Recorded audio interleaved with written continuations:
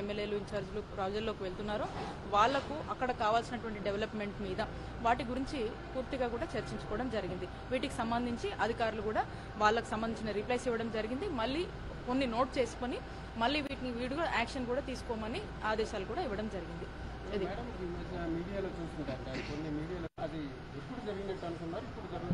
మీరు చూసినట్లయితే అసలు భూ కబ్జాలు జరిగింది ఎవరి హయాంలో అండి? చంద్రబాబు నాయుడు హయాంలో కాదా? టీడీపీ వాళ్ళు కాదా చేసింది? భూ కబ్జాలు కానీ ఇక్కడ జరిగిన వైజాగ్ సంబంధించిన భూములకు సంబంధించి అక్రమాలు కానీ పూర్తిగా కూడా చంద్రబాబు నాయుడు గారి హయాంలోనే జరిగినాయి. అండ్ టీడీపీ నాయకులే దీనికి బాధ్యత వహించారు. ఎందుకంటే ఇప్పుడు మీ అందరూ కూడా తెలుసు, టీడీపీ హయాంలో చంద్రబాబు నాయుడు గారి పాలనలో ఇక్కడ ఉన్నటువంటి భూములకు సంబంధించినటువంటి రికార్డులు మొత్తం మాయం చేశారు. భూములకు సంబంధించినటువంటి రికార్డులు మాయం చేసిందే గాక అసలు వాటి అడ్రస్ లేకుండా చేసి, అలాగే ఇక్కడ ఉన్నటువంటి అధికారుల మీద కూడా ఏ విధంగా అధికారుల మీద ఒత్తిడి వచ్చి ఏ విధంగా కొంతమంది అధికారులు ఇబ్బంది పడ్డారో అందరికీ కూడా తెలుసు. చేసినవన్నీ వాళ్ళు చేసి ఈరోజు మా వైసీపీ ప్రభుత్వం మీద, ఈరోజు మా మీద ఇవన్నీ అంటగట్టి కేవలం బురద జల్లే రాజకీయం చేస్తా ఉన్నారు. ఎందుకు చేస్తున్నారంటే ఈరోజు విశాఖని ఎగ్జిక్యూటివ్ క్యాపిటల్ చేయాలనేది మా ముఖ్యమంత్రి గారి ఆలోచన. ఇదే మా ప్రభుత్వ విధానం. మరి వాళ్ళ విధానం ఏంది? ఇక్కడ ఈ ప్రాంత ప్రజలు ఎదగకూడదు, ఈ చంద్రబాబు నాయుడికి ఉత్తరాంధ్ర ప్రాంత ప్రజలు బాగుండడం చంద్రబాబు నాయుడికి ఇష్టం లేదు.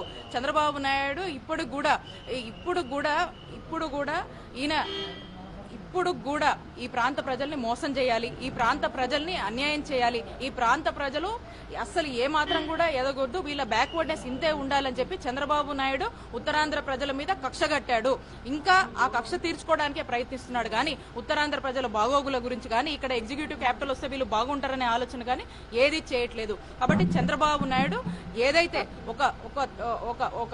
ఏదైతే ఇప్పుడు దాకా కూడా మోసం చేశాడో ఇంకా దుర్మార్గంగానే ఆలోచిస్తున్నాడు. ఈ దుర్మార్గ ధోరణి ఏ మాత్రం కూడా కరెక్ట్ కాదు. ఉత్తరాంధ్ర ప్రజలు ఖచ్చితంగా ఎప్పుడుకో అప్పుడు ఖచ్చితంగా ఉత్తరాంధ్ర ప్రజలు చంద్రబాబు నాయుడు మీద ఖచ్చితంగా ఓటు ద్వారా వేటు వేస్తారని చెప్పి తెలియజేస్తా ఉన్నాను.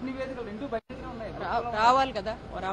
మేడం, ఈ అమరావతి రైతులకి ఇప్పుడు రాజమండ్రిలోనే చాలా తీవ్ర వ్యతిరేకత వ్యక్తమైంది.